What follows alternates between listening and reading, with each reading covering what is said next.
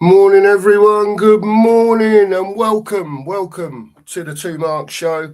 Big thanks to Nige. Had a good watch of Nige this morning, getting stuck in.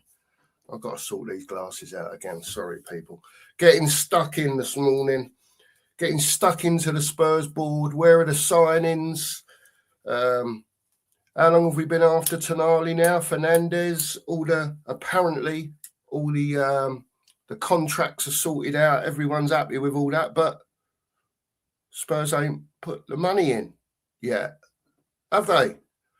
We can talk about that anyway. We will talk about it. And also, we've got England tonight against Panama. Surely England get the points tonight against Panama after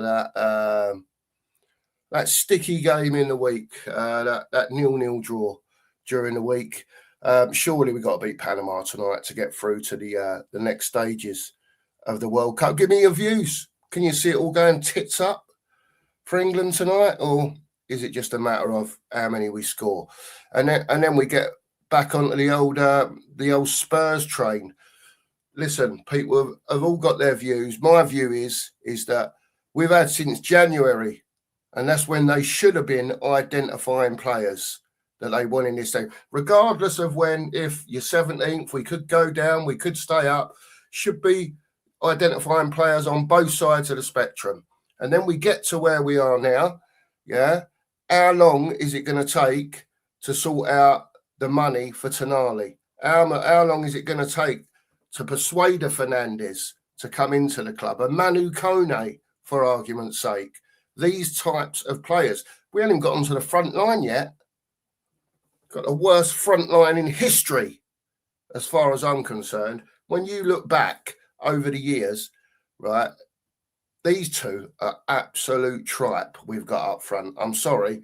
They've both got to go. I know they probably ain't going to get rid of Solanke, yeah, because he's only 2 years into his contract. They'll want a bit of dough back for him, so they'll let him, another year go by, and then maybe they'll get their 25-30 million for him and be able to strike a clean slate with it, because we all know that's what Tottenham like to do, get as much money back as possible for these players when we sell them. But like Nige said in his earlier on his stream, that at the end of the day, if we are going to be that club, yeah, that has changed and that is doing things differently, surely we've got to get these deals done quicker, because all we're doing is opening it up for other people to come in over the top, like they did with Gibbs White, like they did with Eze, like they've done lots of times in the past. I remember Willian with the pen in his hand in the changing room. There's so many of them. Players that we never bid enough for in times gone past, whether that was the Levy era or not. But it also it stinks a bit of that sort of stuff to me, what's going on now, like with the Tonali, with the Fernandez.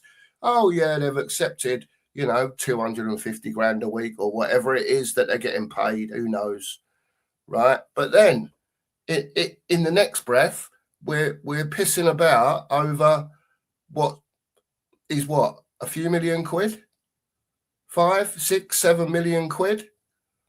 Get the money down, get the player in, end of story. I know it's easy to say, but this is going on and on and on. Big clubs don't do stuff this way. Trying to save £1 here and a tenner there and $1 million here and a couple of million there. Yeah, go in and negotiate. But if they've said we want 100 million quid, don't go in with 75, because they're going to laugh at you. Do you know what I mean? You've got to meet somewhere in the middle. Somewhere. And if they're being that greedy, they won't get their money, will they? At the end of the day. And we move on to the next one. And that's why when I listen to Nigel and he says, what's the plan? Well, the plan is we go for Tonali and Fernandez. And what's the plan if that don't happen? Who knows? Who knows what the plan is? But listen, like Rain said in the chat earlier on, we're only, 2 weeks into the window. It just does wind me up that we chase these players and we get mention with them, and then a week goes by with agreed terms with the player. Yeah, fine. But like I say, pay the money. I know you want a little bit off, and I'm sure you'll get a little bit off, but go in with a reasonable bid in the first place. Big up to everyone who's in this morning anyway. Nice to see you all on this Saturday morning. Let's say a few hellos, and then what we'll do is Sheriff had work last night, so he said he'd try and get on depending on what time he got in this morning. So you might just see his face plod up on the screen at any one time. Obviously, Nigel's just done his stream. It is the weekend match day show, and it used to be the three of us, but it doesn't matter. I'm here anyway. And yesterday, apologies for yesterday. It all went tits up. I had a really bad night. I've had a few bad nights, but I had a really bad night last night.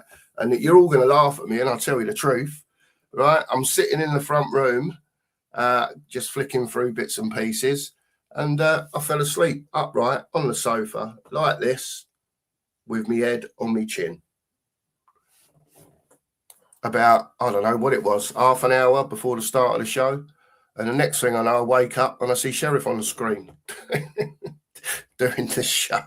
So I do apologise, everyone. It's like this morning, even though it's cooled down to a point, I was up again at 4 o'clock this morning. It's just madness, absolute madness. And then trying to stay awake is a nightmare. But because all you want to do is drop off for half hour. But there you go. So you know what happened. That is really what happened. But big up to Sheriff. Sterling performance yesterday, Sheriff. Big up to you. Kate's in this morning. Morning to Kate. Hope you're well this morning, Kate. Good morning, my handsome chap. She says, "Hope you're okay, Mark. I missed you yesterday." Yeah, I'm fine. I'm fine, Kate. I was just mega tired, if that's the way to put it. So we're getting early doors with the old hug, Kate. There we go. First comment of the day. Little squeeze Saturday morning. Let's hope you all enjoy your weekends, and obviously England tonight against Panama. There you go. We'll talk about that in a bit. 18 degrees in Sheffield and still humid, says Kate. I think it'll clear off a little bit today, Kate. Still going to be warm, I think, but none of this 90-degree business for us anymore. They're saving that for down south now, I think. So I think it's going to chill down a bit today. It's 26 or 27, 80 degrees maximum today, and then over rest of the day and overnight, I think it's gonna clear off, and then we're get back to normal temperatures of about 70 degrees from tomorrow, with a few showers forecast over the next week as well. So today, pretty much the same as you, Kate, out there. It's still a bit humid, but it's not as bad as it was. Let's have that right. Logan's in. Morning to you, Logan. Hope you are well this morning, sir. Morning, Cooking Chef. Big up, fellas. Hope you're both well. And to the chat also, good morning. Stay safe. Stay safe and hydrated out there again today, people. Yeah, make sure you got your water bottles or whatever it is that you like to have a drink of when you're thirsty. If you're going out and about today, little rucksack, stick some bottles of cool water in there, and so on. And have a great weekend, everyone. That's all I can say. Have a great weekend. Have your best day, as they say. Vinders is in. Big up. He's got nicknames for all of us. Vinders. Well, I'm just Cookie, but Sheriff's Crumbs and Nigel's Crumble. There you go. Happy days. Big up to you, Vinders. Morning to you. And absolutely, Tom, you tell them, mate. You tell them. Smash that like button, everyone. Hit that like button. If you haven't subscribed, please do. 10 away from 1,300 now. We seem to be going 10 away, and we get a few, and then we lose a few. So come on, hit that sub button hard. Let's get to 1,300 as soon as possible. And don't forget, tonight, the best watch along in town is back on your screens tonight for England against Panama. You'll get me on the commentary. You'll get Nige giving his, what's the word? On the game. That's the word. Yeah.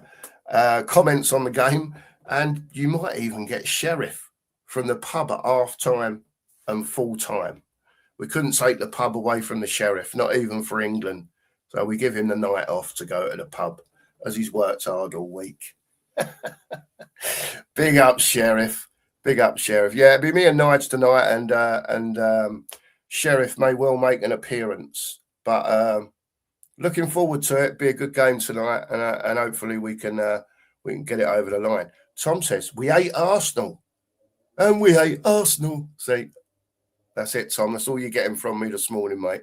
The old singing voice is it's not happening. Big up Lee this morning. Big up to Lee. Get over to Lee Statham TV. Give him a sub over there. Lee's doing a watch along tonight, I noticed as well. So big up to you, Lee. Enjoy yourself, mate. Do your thing. I'm sure there'll be a few people pop in, hit the like button, and give you a comment. And listen, if you are watching England tonight on any, I know there's loads of, again, I always say it, there's loads of channels doing it. Get into the stream, leave a comment, hit that like button tonight. You won't see watch-alongs with as much enthusiasm and commentary as what you get from the two Marks and Pure COYS. So get over there tonight. It's going to be really, really good. Pete's in. Morning to Pete. Morning, mate. He says, morning, Cricket Sherry. Hope you guys are well. I think you're feeling better. I was all right, mate. I was all right, Pete. I was just dog tired, mate. I just couldn't keep my eyes open. Massive big up to the chat as well. We love you too, Tom. We love you too, mate. Don't you worry about that. Big up to you, mate. Big up, Tom. Nige is in. I don't know if he's off to work this morning. I've got to say, it's been a bit hot for Nige doing the old cleaning the old ovens. But I know he put a bit of work back because it was so hot. And like I say, I think it's going to be a bit more reasonable today and then ongoing into next week. So I'm sure that Nige will catch up on his work. Big up to you, Nige. Thanks for sending everyone over, mate. Happy days. One of his favourite. Tom says he loves this shirt. There you go, Tom, the old green one. The old green one, Tom. Yeah, do love it, to be honest with you. I love it. I've got my Toby one, my green Toby one in there. I love that one as well, mate. I've got to say. Logan says, surely England win. Surely they do, Logan. But you know what it's going to be tonight, mate? It's going to be the old 11 behind the ball business for Panama when England have got the ball, and it'll be come and break us down. And we've seen from a few teams in the World Cup this year that they've been very good at that against the better teams. The Spain 0-0. I vaguely remember I was on holiday. I was probably pissed at the time. But that was 0-0 as well. I'm sure there was another game as well where one of the minnows made life very difficult for one of the bigger teams. I can't exactly remember right now. But listen, it's up to England to break them down and not do anything silly, as they say. Because we do concede silly goals still, England. But there you go. Rain's in. He says, "Oh, Cookie, you guys brought the weather back. Shame I haven't got a nice pool in the back garden to dip into." I'll tell you what, Rain, it's bloody hotter here over the last few days than it was in Portugal. Different type of heat as well, I've got to say. A lot drier in Portugal, not as humid. But this last few days, I've got to tell you, I've tried to stay out of it, mate. To be honest with you, I love the sun, don't get me wrong, but it was too hot for me. Too hot, too humid.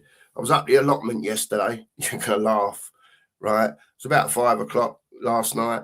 I got the strimmer out. All I did, my two jobs up the allotment were water inside the greenhouse, yeah, and zip round with a strimmer, because as you can imagine with the hot weather and the odd shower here and everything just flies up. So I'm buzzing around with a strimmer.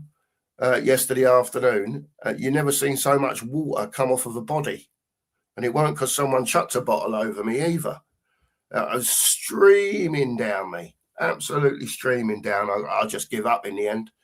I give up. It was just so hot, so hot. But listen, it is what it is. Like I say, it's going to cool down a little bit, so normality will resume in people's lives. without it being 92, 95, 90 degrees, whatever it's been. And plus, I will say as well, with the heat index as well, they say it's 90. And then I check my phone regularly. It's always 2 or 3, 4 degrees more when it's hot like that than what it says it is, especially with humidity.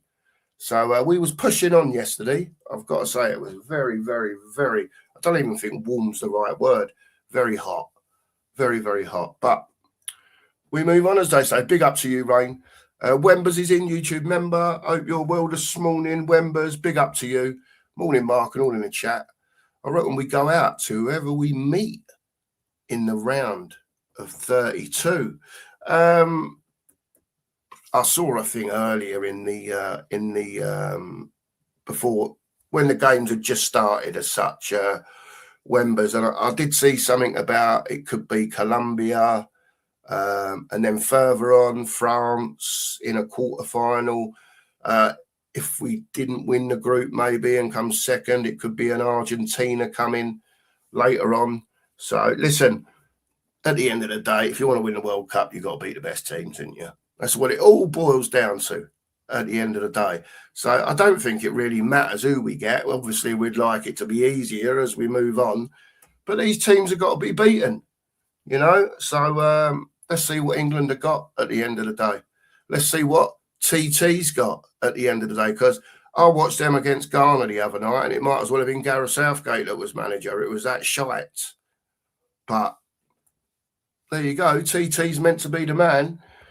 Drula, big up to you this morning. Thanks for everything you do, putting the links in, all that sort of stuff. Really appreciate it, Drula. Good morning to you. Scotty's in. Big up, Scotty. Enoch out, absolutely. Listen, we'll get on to it in a minute. We'll see if anyone wants to come on and have their say. Just make sure I get through a few of these. Kate says, looking at the lap for 40 million. Scored 2 goals for Chelsea. Do not want him either.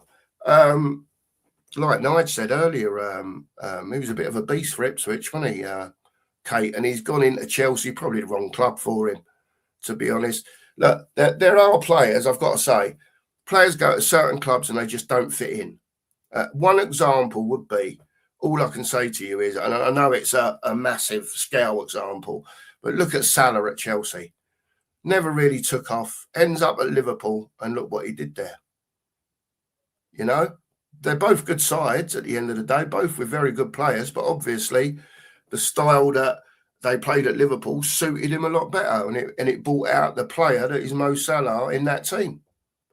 You know, I know we mess about calling Mo Salad and all that sort of stuff, but that's only a bit of rivalry. At the end of the day, very good player, found the team for him that suited his style best and how the manager wanted him to play. And like I say, you know, if you're a good player, you're a good player. You don't become shit overnight, right? If you've got it, you've got it. And, you know, Mo Salah obviously did have it, but it wasn't brought out in the best way at Chelsea. What I will say is, Kate, is that you saw someone like Delap at Ipswich and he was banging the goals in. He's gone to Chelsea. It ain't worked out for him, whether he needs to play more, have a better run in the team, not be coming on as sub and, you know, whatever. I haven't looked into him too deeply, but players need runs in teams, you know. And listen, he's not my cup of tea either, Kate, I've got to say. But at Ipswich, he was a lot better than he was at Chelsea. And this is all part of a scout's job at the end of the day. You're looking to bring players in to the club that suit the way that the manager wants to play football. You know, they don't all work. But that's part of what they should be looking for. Not, oh, he's just a good, we'll have him. He'll do. You know? So big up to you, Kate, anyway. Jimmy's in this morning. Big up to the Jimmy Hotspur. Morning to you, mate. Big up, Cook in the chat. Good morning from Cloudy Lake District. Hope you're okay now, mate. I'm all good, Jim.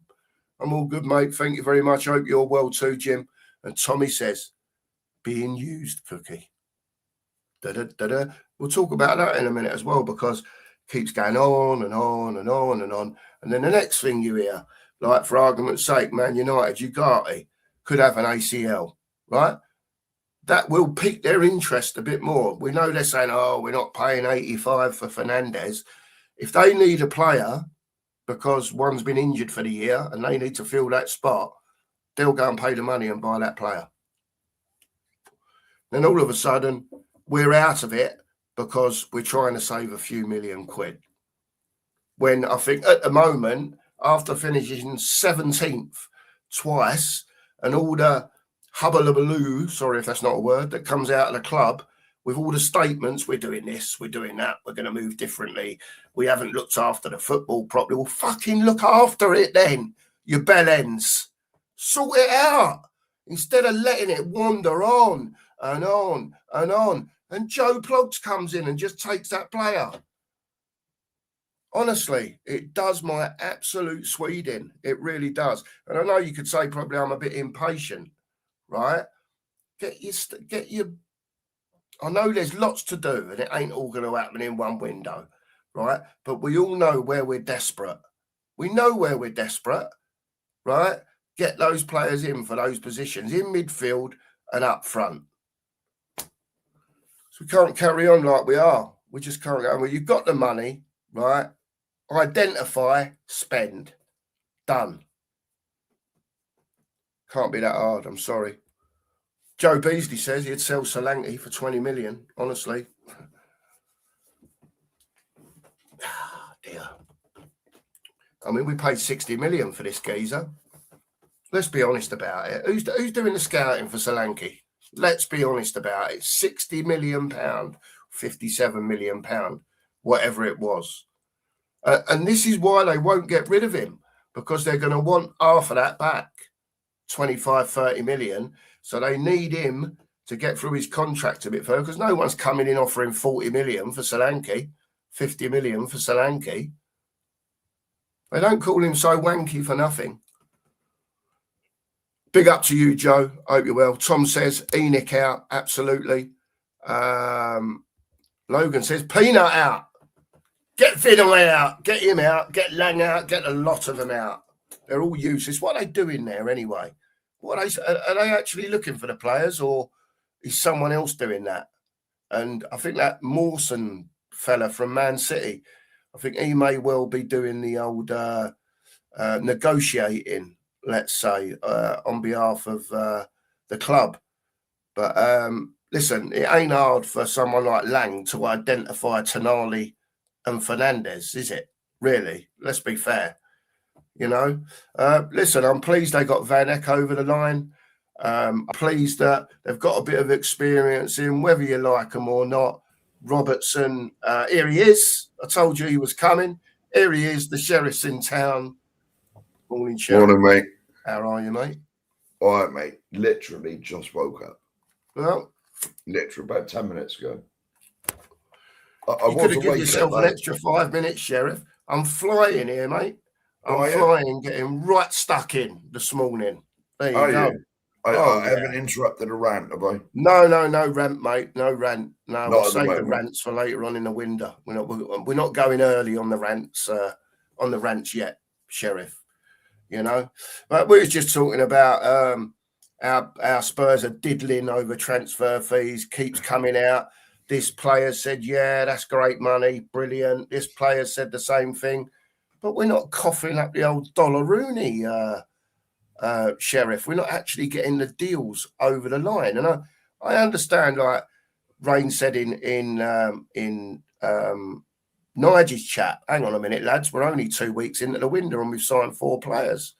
But my thing is, Rain, is that these players should have been identified from January onwards. That work don't stop just because the window's closed. That's their job, to go and identify players. Of course it is.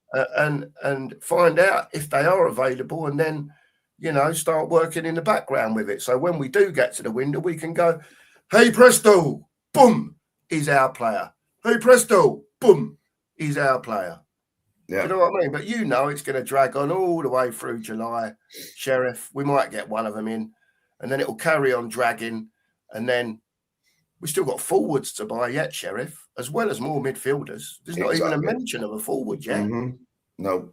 Now you know, all these statement signings that we're meant to be getting, and you said, what did you say? We're dragging our heels, messing around. Yeah. It seems vaguely familiar from somewhere. Well, like every transfer window that happens. And then at the end, when we don't get any of them, it's, oh, well, we did try. Yeah, really. We tried FC. Yes, we tried FC. I've already seen it, mate. It was the World Cup, made it different, made it difficult, even if they were there or not. What was it? And you wait, what was it? In the Premier League, there was only 30 odd signings. What a load of old baloney that was, mate. You know what I mean? So what? We needed about 5 players. What difference does it make whether the rest of the team, whether the rest of the league or the rest of the Premier League sign 5 players between them? That's none of our business. No, none of our business. Allegedly, we're the kings of PSR. We are the kings of that. Yeah. We could go out and spend, what was it? $500 million. Yeah, 400 to 500 million. Yeah, 400 to 500. They can pay stupid money for wages if they want to as well. Obviously, you try and keep that in control a little bit, but, If they want to. The trouble is, mate, as in really for the 26 years they've been here, they're not ambitious enough or willing enough to take us past the relevant stage. They make when Pochettino was in, and that was more luck than judgment, that he got his team together because they never went out and spent massive money. Right? They took us to the relevant stage because we were relevant then, I would say. But with that, I've said it 1,000 times on it, with that extra sprinkling of squad fillers, we'd have won 2 league titles. I'm convinced of it. Sheriff's convinced of that. Convinced of it. He is. I've said it many times, mate. They haven't got the ambition or the willingness to do it. Yeah. Never have done. You, look, my answer to that is, Sheriff, all I can say to you is, my answer to that is, right, obviously the shit fell out of their pants finishing 17th twice, right? Mm-hmm. We finished 17th at the end of last season, right? That 3 different statements have come out, Vinay, the club, whoever it was, Lange, whoever it was, right? They've all come out and said, it's going to change. We've neglected the football. We've done this, done that. We've done the other. Again, I know we're only 2 weeks in, but they should have been working on these for donkeys, mate. Mm-hmm. Absolute donkeys. If they knew they was going to have to spend money, and if they knew they was going to have to break the wage cap to get a certain level of player in, then surely they've made that decision. They've come out and told everyone that they're going to do that, right? And then we are where we are now at the moment. Now, I'm not saying they're not going to come in. They may well do, or one of them might well come in. But the longer it goes on, the more chance you've got of getting gazumped again, because whereas we're trying to probably work out a structure, how to pay for a player and all that sort of thing, a United, an Arsenal, a Man City, as you've seen with Elliot Anderson, bang! Yeah. Done. There you go. Yeah. So all them weeks and months of negotiating weren't worth a wank at the end of the day. No, wasted, mate. Wasted.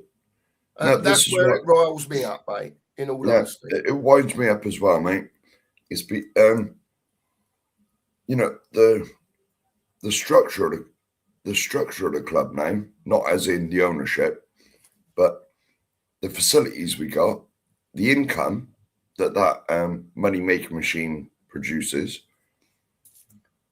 Everything else is done, mate. We got the best training ground. We got the best ground. We got the highest revenue.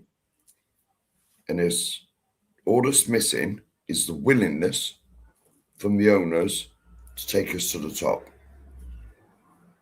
That's all that's missing. And they're not interested, mate. I bet you they might get us back to just being relevant again. Sort of between maybe nick a European spot, but you know what I mean?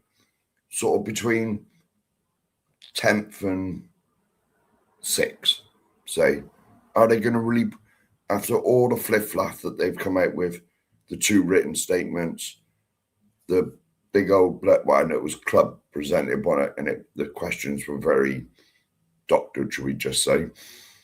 But, you know, after all the, it's like you said, mate, actions and words and that, innit? Always. It's easy to come out with a load of BS in the interview and the written statements. Show me that you've changed. Yeah. So far, they haven't. Put it this way, I will caveat all what I've just said with, personally, I believe, because you know about the financial year, innit, for the clubs, I believe it'll all kick off July the 1st. Maybe. That's for everyone. That's for all the Premier League clubs. So what's that? What's the date now? We're about 28th or something, aren't we? I ain't sure what we are. What we're talking about, Tuesday, Wednesday next week, or whenever it is, it should all, that myth of the 1st of July goes out the window then, doesn't it? Is it 27th, mate? Right, so 27th. 3 days, 4 days. Next Tuesday, Wednesday, 1st of July, whenever it is, somewhere around there. And let's see if that myth gets blown out of the water because it's the 1st of July. Let's see. Let's see what happens. If that is the case. I wasn't on about us. I was on about the whole Premier League. Yeah. But what I'm saying is they keep saying about like Savinio, it's done. Can't announce that till the 1st of July. Yeah. Tonali, Fernandez, all of them. They're all the football teams are saying, 1st of July. Well, let's see. Let's see on the 1st of July who gets announced. And then you'll see who's giving it the old bird's eye potato waffle talk. Eh? Indeed, mate. Other makes are available, by the way. I just like bird's eye potato waffle. Well, let's just say, for me, they've got a week. Give them the first week. You've got to give them a bit of leeway. If nothing's done by the 8th of July, then it's like, what's going on here? Where are they? I'm with you, Sheriff. I'm with you. I've stuck the link in the bottom of the chat. If anyone wants to jump on, you're more than welcome. Obviously, we've been away, and then we've done a couple of shows on our Jack Jones, just having a chat and that. But the link is in the chat. I'll whack it in again down the bottom down here. Let's have a look. See if I can manage to do it again. Of course you can, mate. Head of technology. Well, I'm having trouble at the moment. It's not having it. I might have to try again. Hang on a minute. Well, there's someone here anyway. I'll let him in. Yeah, you let him in, mate. Well, I've just tried. Here he is. I must press the wrong button. Here he is, Dan's in. Big up, Dan. Morning. Big up, Dan. How are you, mate? And Mia's in as well. Hang on. I've just got up, mate. It's all right. I've done it. Yes. Oh, I've already been up since early, done the bloody gardening and everything, sorted that out. So did not get no sleep last night at all. Absolutely terrible. It's not just me. Did you have thunder? Did you guys have thunder? No. Little bit. The night before we did. We had it here, and it woke me up about 3 o'clock in the morning, and it was really loud, and it was still thundering probably until about 8 o'clock this morning. We had thunder. Now it's pure sunshine. Yeah. Crazy weather. It's nearly you haven't done yours already. No. Cloud, mate. It's just so humid here. That is the problem with it. It is just so humid. I mean, what was it? The other day, they reckon it was like nearly 30% of the air as such was humidity. It's still muggy here, mate. You can still feel it. Yeah. Whereas last year when all this happened, it was only 5% was humidity. I can't do you know what? Here, it was only muggy yesterday. There was not a breeze. The day before, it was lovely. Today, there's a bit more breeze. But yesterday was the most muggiest that we've had it. It was horrible. Yeah, but you're close to the seafront, though, aren't you? Yeah. You've got a sea close, Joe. I'm right on southeast London, basically. Yeah, I know where you're at. Yeah, and all the houses close together in it over there. Do you know London? Yeah, London is technically 2 or 3 degrees warmer than anywhere else because you all live on top of each other. Yep. And it's the buildings over here. The buildings Yeah. over here are made through bricks to keep the heat in. Yeah. Because we never was able to do that. Now we're at a stage where I think everybody's looking at getting a full-blown aircon in there next year. I mean, that's what I'm contemplating doing. So it's going to cost me about £2 It is, right? It's because all the houses are so close together. Breezes can't go through. Like when there's obviously where I'm at, although I've got the beach, we've also got loads of fields here. So there's like a lot of like open space for the like air to actually move around. Where in London, you can't. There's no movement in the air. Yeah. Just car fumes, man. But the main thing is, it's not even the houses being that close together unless you're in the middle of like 3 or 4 joints. It's the bricks. Once bricks get hot, they stay hot. They keep the heat in. Yeah. That's the way it was built over here. But I feel sorry for anyone in a 3-bedroom house or whatever that's stuck in between another two. I couldn't live like that in a fully attached house. No, thank you. Well, as you know, I was on nights last night, and we only had to drive up and down the road every 2 hours to make sure no signs had fell over. So obviously it was very tiring. And between one of them, we went down West Bay because we were right by Bridport, if he's in here. If Rob Belch is in there, we were down your way last night. And we were sat on by the seaside, and I'll tell you what, it was chilly. There was a real breeze blowing, and we went down there about 10 o'clock, and it was chilly. And I was like, Jesus, I haven't felt this cold for weeks. Joe, I felt cold last night because just before I knew a storm was coming, so I let the dogs out in the garden, and I thought that myself. It was really like the wind was really gusting. I was thinking there's going to be a storm. I looked up and there was quite a lot of clouds. I was thinking, yeah, it looks like storm weather. I went in my room and I actually felt cold. I had all my windows wide open. I sat there and I thought, this is lovely. I haven't felt cold for a while, you know. Yeah, I was like, this is quite nice. I love a good thunderstorm as well with some lightning. Oh yeah. We got it the night before down there. Joe, a couple of years ago, Good maybe last. Plenty of lightning. Gets me nice and warm. I should send you that video, Dan. Right, last year I think it was. We had lightning every minute. There was like 100 bolts of lightning. It was mad. I've never seen lightning like it. It lit up the sky for a good 20 minutes. It was coming, not stopping. I've never seen a thunderstorm like that in my life. It was crazy. Proper mad thunderstorm. But like Spurs trying to sign someone. Oh, well, we're going to move on to that, Dan. We're going to move on to that, mate. That was a great segue. I like the way that you did that because I'm moving down here, and I'm sorry if I haven't said hello to everyone. There's Eddie. The missus is in with the morning. The cup of tea has arrived. Cup of tea's arrived, yes. Cup of tea's in. There's a comment down here somewhere. I saw it. Let me find it. Morning to everyone. I'm sorry if I've... where is it? And I thought it would be great to... I'm trying to find where you are, mate. So I'm going way down. Here it is. This comment here from Daryl. And we can go from here. Funny how we have good windows from a fan's view, but the decline is still here. Where does all our dead wood come from? I think that's a great question, to be honest, because we're very good at signing players that turn out to be average at best, let's say. So now, Daryl, the thing is, it's not just about bringing the players in, it's about getting rid of the dead wood again. As such, it seems that we've put ourselves back in this position again. Dan and Mia and Mark, what are your thoughts on that from Daryl?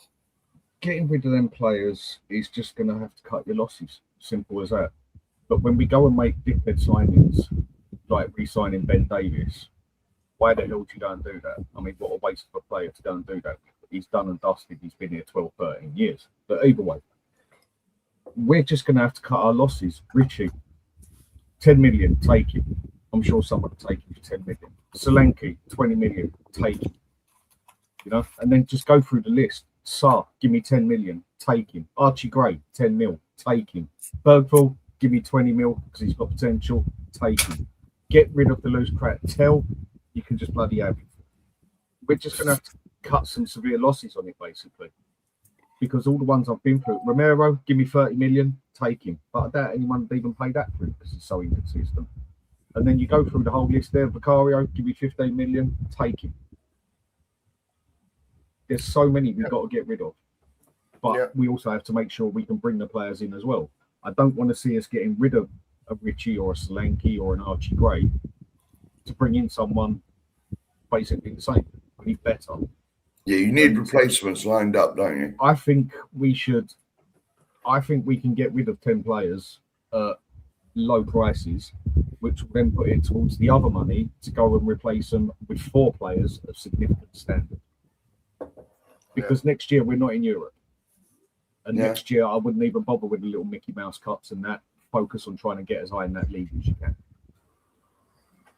Because that's where the money is.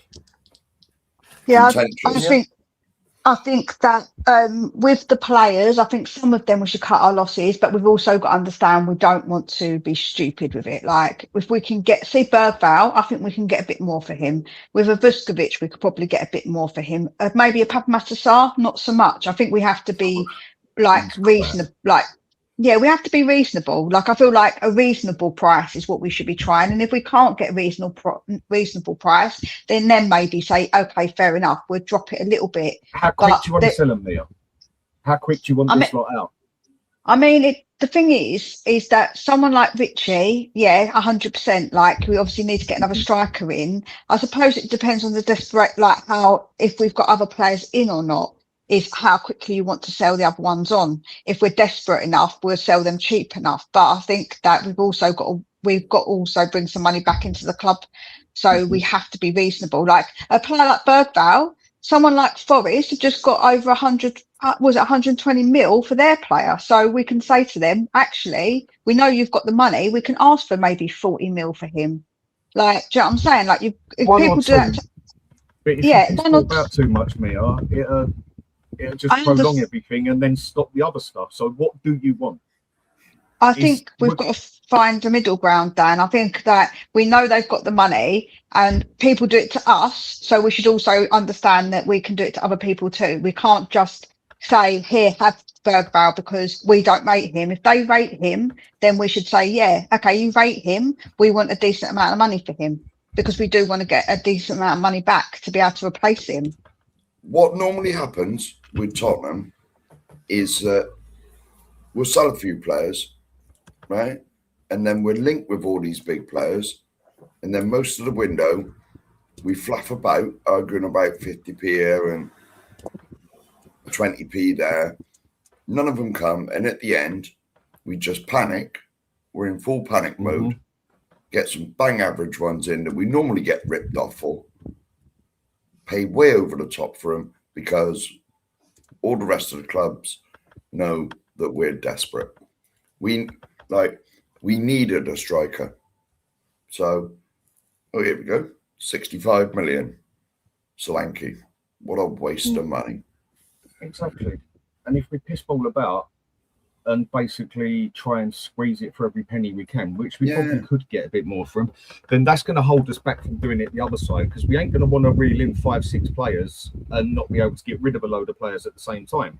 Then when people know we're desperate to get rid of the players because we're so locked up, they'll offer us even less money, basically. So we just got to take our losses, basically, and just throw it on the table. There you go, take it. There's your bit of meat, cut it out. Have it. We don't want it. And that's to get the job done quickly. We're just going to have to cut our losses with it, I think. You're right on what you're saying, Mia. We can get more money for some of these players, most probably, if we hold it out. But are we really in a position where we can hold out for that?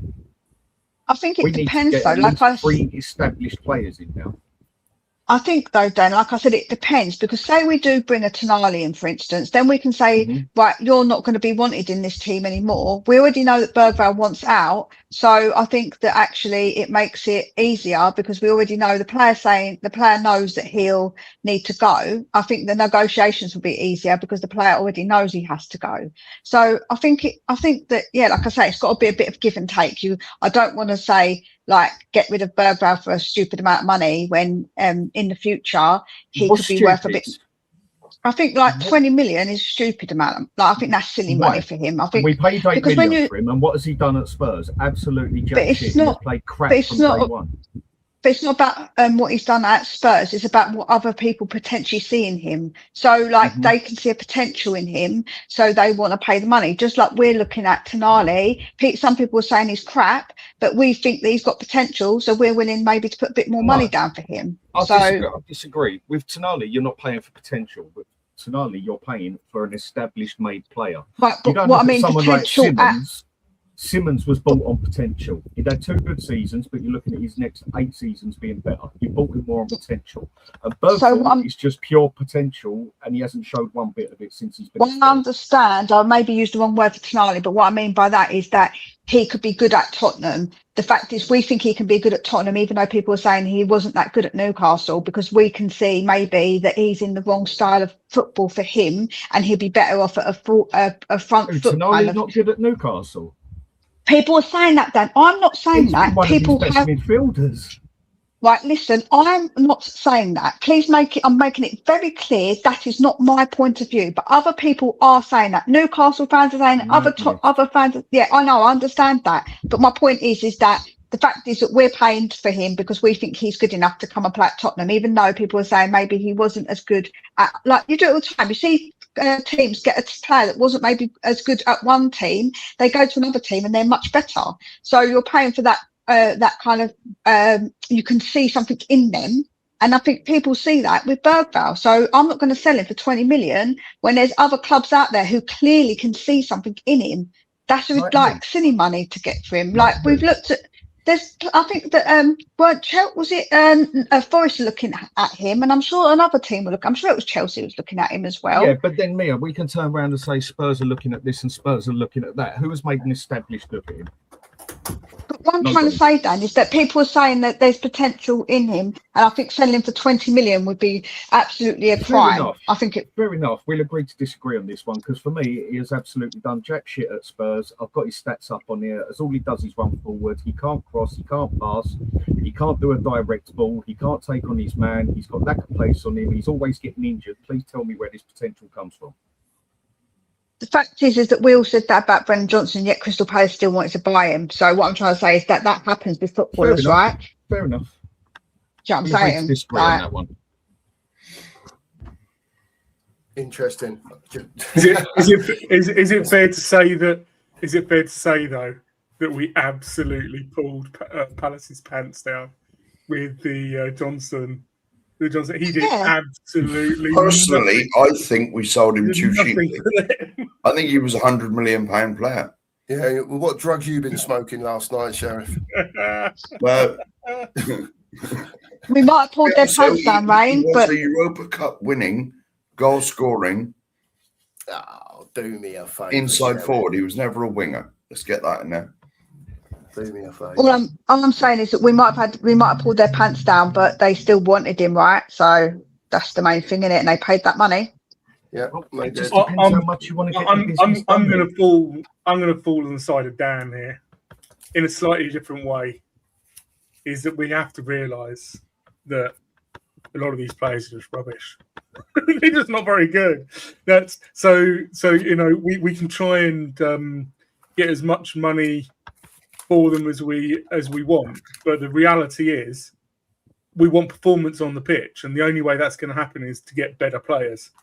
And we're not going to get better players unless we get rid of the ones that we've got. Because I'm back to my old thing. You got a squad list. This is the most important thing. Loads of people talk about the budget. Budget money is not the most important thing. The fact is, you only have 25 players in your squad list.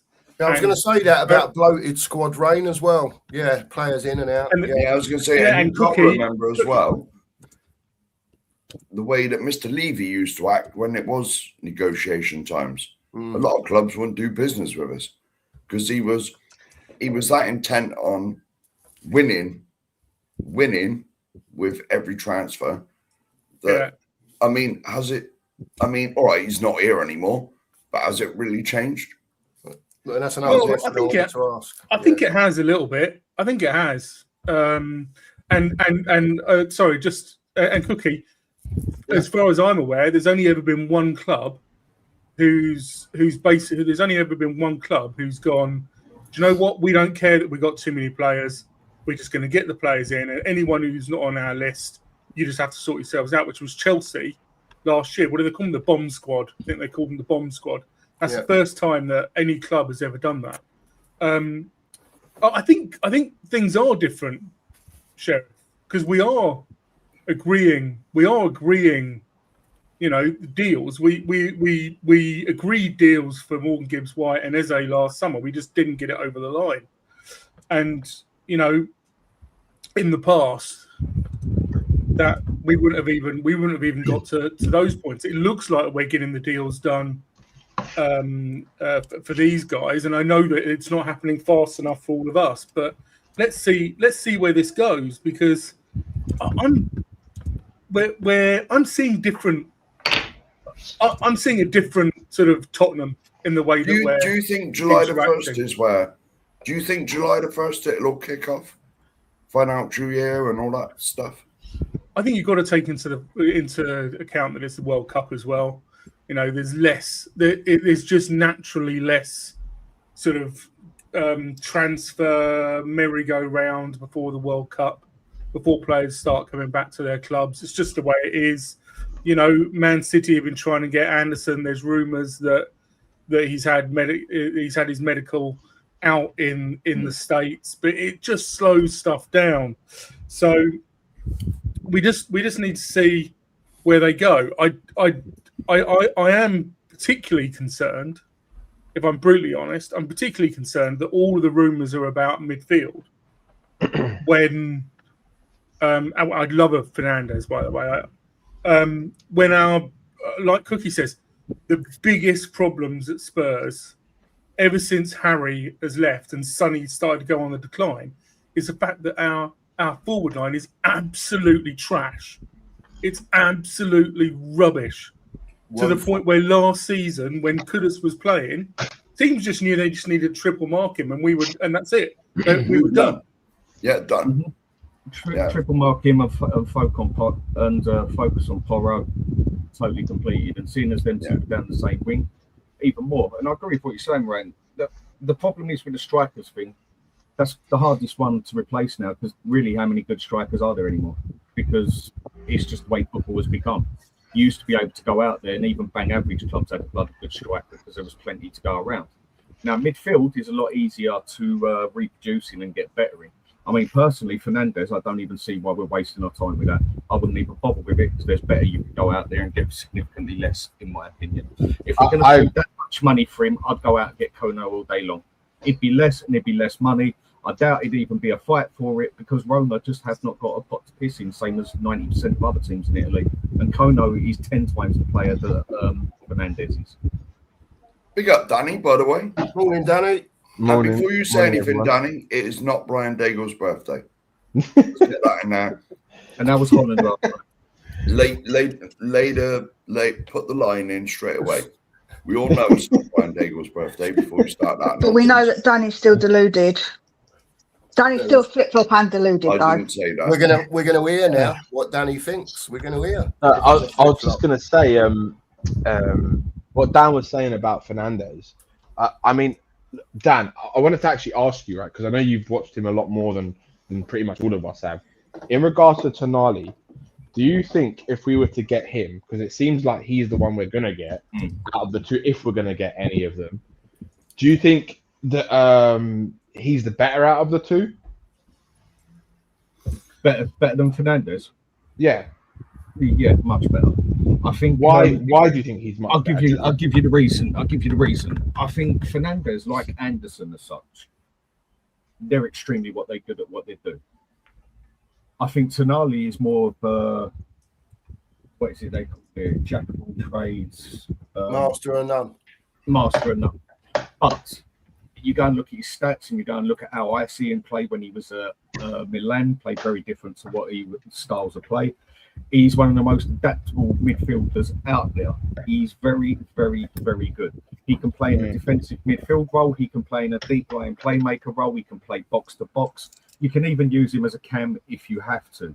No, I'm not saying that's his main position, not at all, but he was also used there when needs to be. He can adapt to a lot of different situations, because I've seen him play several different places.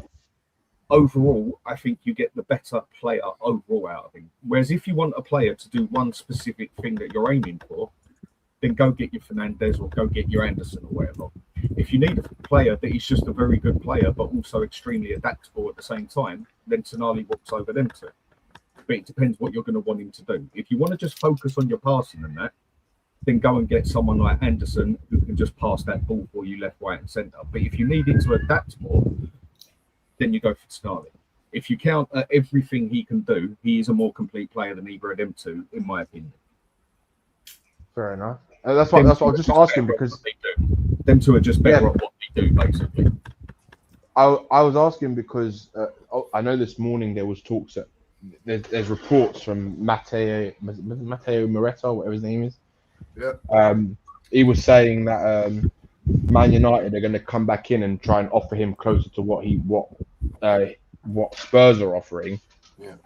But Romano said literally last night, that he didn't mention that Man United. He mentioned they're still in the conversation with them, but he didn't mention that they're going to try and match Spurs' offer apparently to Fernandez in his camp. But he's still standing by whoever's going to offer the most. So basically, if Tottenham offered £85 million and West Ham accepted, and Man United offered £85 million and they accepted, he will choose United. That's as simple as that, right? But if they don't offer what they want, then he will go to whoever offers what West Ham want, basically, and that's how that transfer will go. So essentially, he will be a Tottenham player if Man United do not offer the same amount of money that we want to pay, right? So we got to use our money to attract them, then, haven't we? If someone, of course we do. So if Man U are willing to pay 75, instead of putting it up to say 78, we've just got to go down and say, right, there's 85 million. Now touch that one. It's the only attraction we've got. And the deadline, Dan. There's 85 million. Oh, and, yes. and it comes off. It comes off in 2 days because we're going to move on. Yeah, I agree. What do you mean we'll move on? Is that what's been said, or no? That's what we should be doing. Yeah.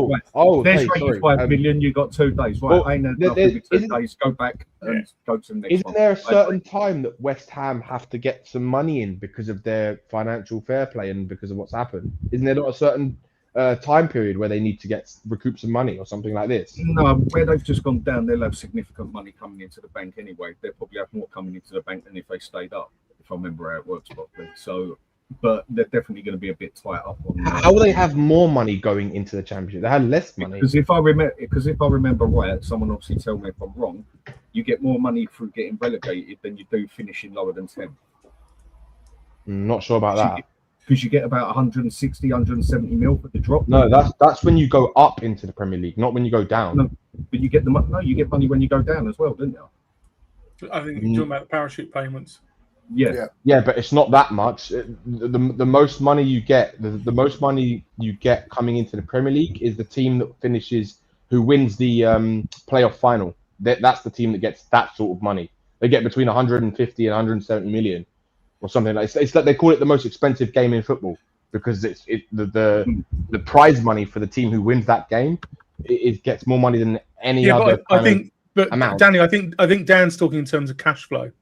So in terms of cash flow, the one-off intake into your coffers from getting relegated and getting parachute payments it just means they get a lot of money all of a sudden.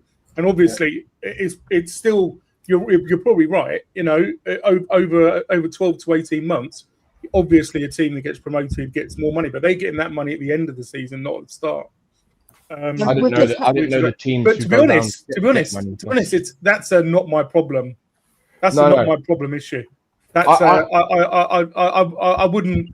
It's fine to be empathetic towards your negotiating. You know, the people you're negotiating with. But quite frankly, I would just take control of it. Yeah, So, just one quick thing, Mia. One quick thing. I'm with Dan on this, right? If Fernandez is not the person we can get, I still want Tonali, but I do believe we need to get a player who can play well with him. Because if you look at Tonali when he's played at Newcastle, now I still believe that with him coming to Tottenham, under De Zerbi, we're going to see a different Tonali, personally, if he comes in, right? I personally feel like that because of the way De Zerbi plays.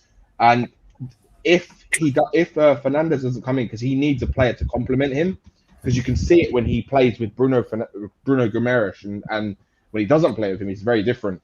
And I think there's so many midfielders out there right now. I think Dan's right. The midfield area right now is stacked with the amount of players that we could bring in.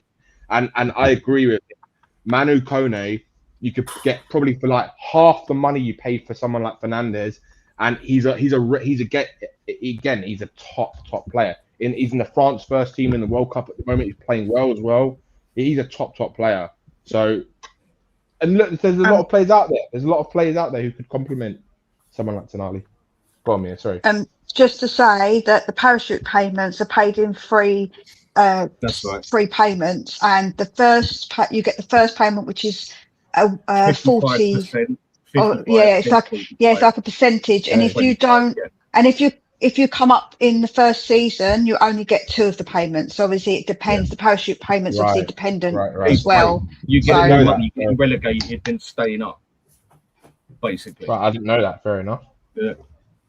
That's what people have said. It's a bit mad about it. Interesting. Yeah, money-wise, you actually get paid more over the 2 years, whatever, by getting relegated than you do staying up. So essentially, it's kind of like if you go down and come straight back up, it's actually not too bad in the financial aspect from a financial point of view. You'll get your 55% payment, possibly the 45 on top of if you come straight back up. Right, but if you don't, that's when it becomes really much more of a problem. Yeah, I think it's basically to stop a club totally crashing. Yeah. Okay. Got you. Yeah, but Danny, you look at us, right? And these are payments from the Premier League, whatever. But there's also your commercial deals. We are about to get rinsed with our commercial deals because we have now fallen out of the being seen as a top 6 club. Yeah. So all of these commercial deals that where we've been going, and the AIA sponsorship on the front of the shirt, we're not getting a deal like that again. Even though that wasn't a brilliant, fantastic deal compared to what say Chelsea or Arsenal get, because of what we've had the last 2 seasons. Because we're not seen as a top 6 club, we're not getting those commercial deals anymore. So. Well, let's hope AIA bugger off immediately and we get a blue sponsor on the front. Yeah. I don't care. It's whoever pays the most money in that one, Mark. Yeah. As long as it's not red. As long as it's not I don't red care if sponsor. the money. I keep telling people, I don't care if the money comes from a plane dropped off from Colombia, mate. As long as it gets spent. No, but we need no red on the shirt anymore. Stick blood on it for all I care, mate. As long as the money comes into the club, I honestly don't care. All right. I'm with Dan on this. Everyone get down to Dover where all the drugs fall off the boats. Plenty of money down there. Get down the beach. Get that money collected. Isn't it interesting? Isn't it interesting though, Sheriff? Right? The third kits and away kits, they don't have red AIA on them. Yeah, it's weird, isn't it? Why do they have to have red AIA? Do you know why I think? Because AIA is a company in Hong Kong or the Far East somewhere. Somewhere like that. No, something like that. And red is a very lucky colour. It's associated with money. Yeah, I think that they say that one of the kits have to have the red on it because that's their main colour that they use for their logo. Yeah, it's because red's a lucky colour in Asian cultures. Is anyone worried about us getting gazumped on these deals? Like, it probably happened. Like we did with Diaz and the other one. Do you know what, Cookie? I would honestly, if we don't get both of them, I would be disappointed, right? But if they go to, because let's be honest, right? The only clubs they're going to go to are an Arsenal or a Man City or one of those type of clubs, right? Who are in a much better place than us in terms of stature of club, in terms of maybe not what they can offer in terms of financial packet right now, but in terms of footballing position, they're definitely in a better position, right? So if we don't get them and those clubs decide to go and pay the same money that we were going to pay and offer the same wages then you can't blame Spurs, right, for not trying to go and get those players. That's just the way of life, right? It's just it's just like the cycle, isn't it? Do you know what, Danny, though? The thing is as well is that even with us, we offered, I think it's Doku, more money, and he still went Man U because they are just a bigger club, because that is just the pecking order, isn't it? That's You what mean, the other thing in it. Semenyo? Semenyo, sorry, yeah. I blame Enoch that it's muggier at the moment. So, I don't know, I just think... Go on, Mia. Yeah, I just think that sometimes that those clubs, well, they're the bigger clubs, so they're always going to get that player. So I feel like that you've got to be reasonable with thinking that we've got a pecking order, and if they do come along and swoop in, even if they offer less money, because it's the pull of that club, they've got that pull, man, that we just don't have. But in that aspect, forget about the wages. You turn it to the club. There you go. There's 10 million extra. Then it's not down to the player. Then it's down to the club, and the other club has to see it as well. And then I think what the most raise it. Like playing poker. Agree, but what the most important thing I think is that if those players don't come in, right, is that they have other targets they can go for who are top level as well. Because there are so many. Saying that earlier. Yeah, there's so many out there. Like I don't want to see us go for like the option like F in our list or something like that. You know what I mean? It has to be in that option B who's at that type of level, right? There are players out there in Europe who are that good or who might even be better. So as long as we get a couple of top players in that midfield, it doesn't really matter who. But look, it would be frustrating because we've been chasing them all since the summer window started. But if I'm being brutally honest, I do believe we're going to get one of them. I think we'll get two. I think we will, because I don't think Man United are going to pay 85 million for Fernandes. Personally, Yeah, but I reckon that's the most logical one with Snarly. Reason being is because he's a very known player, he's a wanted player, but I just don't quite see Arsenal going in for the 100 million for him. No. Because I think they need players in different positions as such. They want Guimaraes. And they're already covered. I don't necessarily see Man U going for him, because Man U obviously interested in Fernandes, and plus it looks like they're getting Ederson, 30 million. Another one I was saying go for 2 bloody years ago.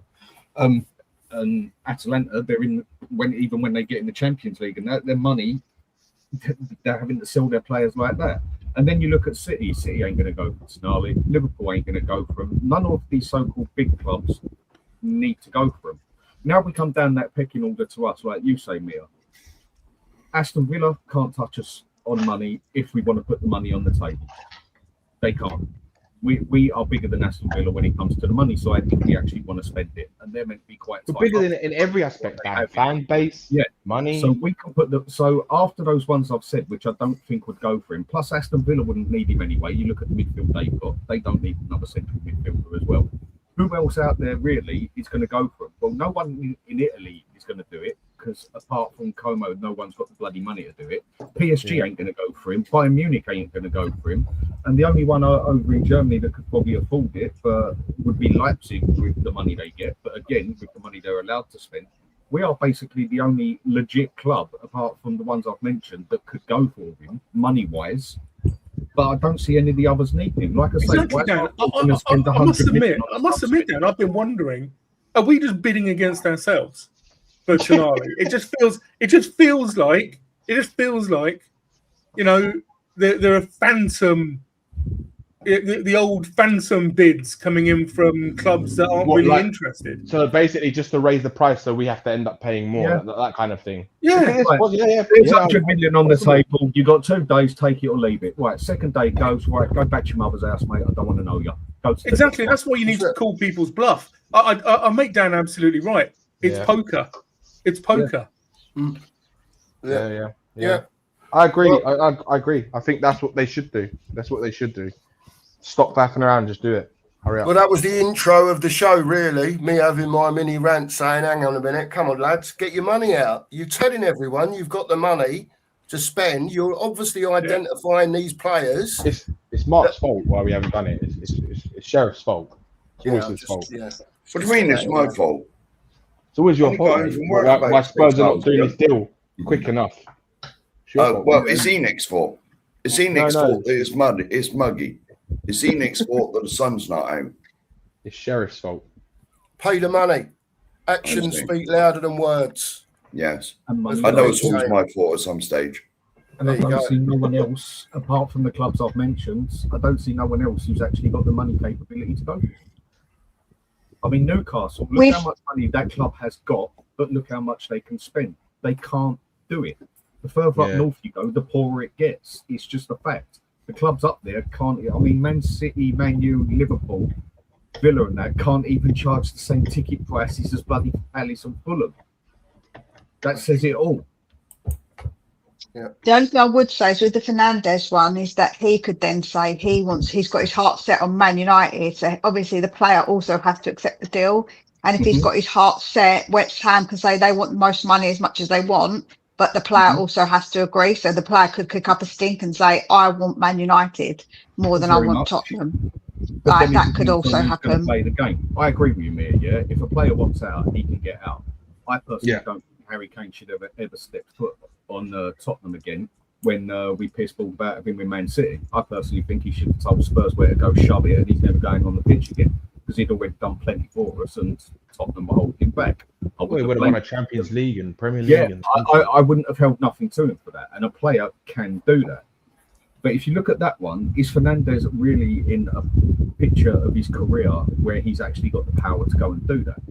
Now, West Ham can turn around and say, right, they've offered us 85 million. We're not accepting the 70 million. Yeah, well, I want to go Man U. Okay, we'll get Man U to offer the 85 million then. They're not going to do it. Right, shut up, boy, and sit down. Because at the end of the day, he's no massive established player. And it could be, okay, well, the only ones offering you the money we want is Spurs. Well, okay, contract, you're staying here with us then, and you're going to play in the Championship, boy. Enjoy. See where he ends up. Well, supposedly, Dan, It can work both ways, but the player can just turn around and say, well, I ain't going to play for you again. And then it gets messy. I mean, supposedly that he has already agreed a contract with Spurs, right? That's what the talks are saying. And if that is true, then it means that he's already had that conversation with De Zerbi, or they've had a conversation with his camp to agree on a contract or a deal and the kind of vision. If an agreement can be made with West Ham. So the mad thing is, I've been told by people on here and that a few times that you can't make deals with players and speak to players before you speak to the club. And we all know that actually goes on, don't we? That's what bloody agents are for. But it's meant to be you make the deal with the club and then they tell you whether you can speak or not, isn't it? Yeah. But we know how it's all done. It's all back to front, basically. Yep. So you go and speak to the agent, find out if he's interested, and then go to the club. What do you guys think is going to happen? Do you think we're going to get both of them? One of them? Which one? I think Tonali's a possibility for what I said, basically. For what I said earlier, I think Tonali's the better possibility. I think we're going to get neither. I think if the deals, if the player and the clubs were in alignment for them to come to Spurs, I think it would have happened by now. Especially given the players who we're talking about. Tonali, not at the World Cup.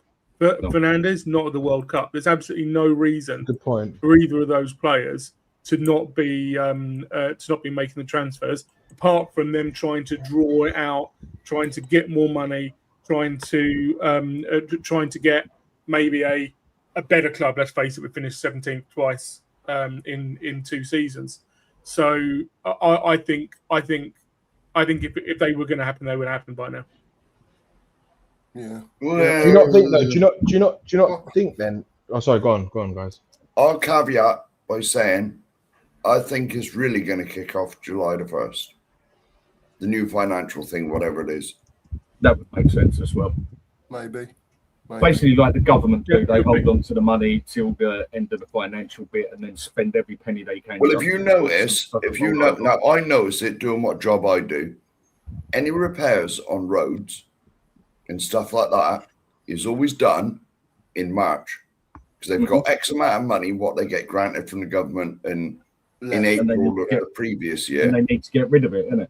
And they need to get rid of it, or else they won't get the same this time. Exactly. And you notice all those little annoying potholes. I know you're never going to get rid of all of them, but all the annoying potholes that have been there for like 6 months, suddenly end of February and all through March, they're all fixed.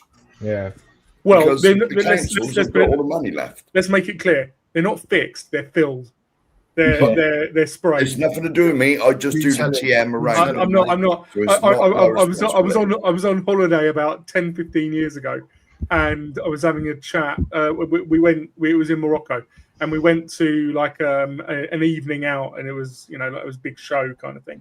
And we were on a table with a guy, and I was having a chat with him, and it turns out he owned the firm that was doing some road works in my town. And I was like, why is it they're repairing this every bloody year? And he said it's very simple, mate. We give them two prices. We give them one price to fix it, and it's going to last 12 to 24 months. And we give them one price to actually go and do it properly. And they always take the first one because it just rolls their budget year on year. And they just spend the budget year on year. And do you know what the first price is? It's called a temporary repair. That's all it is. Don't they use certain like tarmac as well, like a cheap tarmac, because there's different qualities of tarmac? Because when the guys were doing our road, we went and spoke to the guys and we were like, literally after like 2 weeks, it's fucking a pothole again. They filled it up, and it's a pothole again. And he goes, because the government don't want to use the expensive tarmac. They want to use. I take it that's my fault as well.